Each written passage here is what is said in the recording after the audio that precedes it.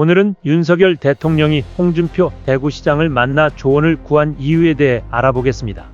최근 윤 대통령과 홍 시장은 서울에서 4시간가량 비공개 만찬 회동을 가졌습니다. 이 자리에서 홍 시장은 차기 국무총리와 비서실장 후보로 김한길 국민통합위원장과 장제원 국민의힘 의원을 추천한 것으로 알려졌습니다. 홍 시장은 지난 2022년 국민의힘 대선 경선에서 윤 대통령과 최종까지 맞붙었던 인물입니다.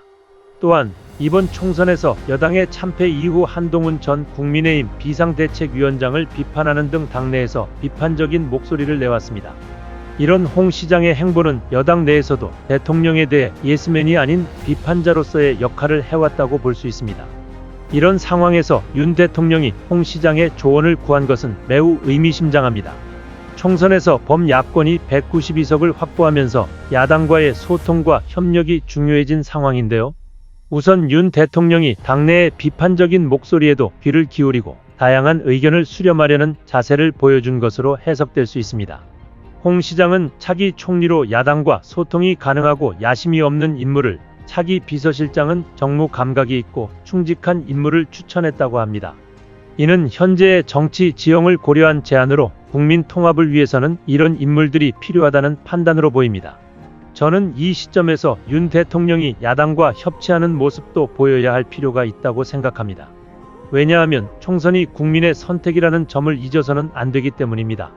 대통령에 대한 국민의 목소리가 부정적이라는 것을 확인한 이 시점에 그 원인을 찾아가기 위해 적극적인 모습을 보여야 한다고 생각합니다. 야당과의 협치는 변화의 모습이고 이를 통해 국민의 목소리를 다양한 관점으로 수용할 수 있을 것으로 예상됩니다. 의협과의 갈등으로 인한 국민건강 위협, 민생불안, 총리와 비서실장 인선, 김건희 여사에 대한 끊이지 않는 이슈, 불통 이미지 등 현재 윤 대통령이 돌파해야 할 것들이 많습니다. 순리대로 국민의 목소리를 듣는 낮은 자세로 다시 시작해야 합니다. 국민은 지금 상황이 힘들기 때문에 야당을 선택한 것입니다. 여당이 다시 4년 전 미래통합당 총선 참패대로 돌아가 있는 이 시점에 이를 해결할 수 있는 열쇠는 바로 윤석열 대통령이 쥐고 있습니다.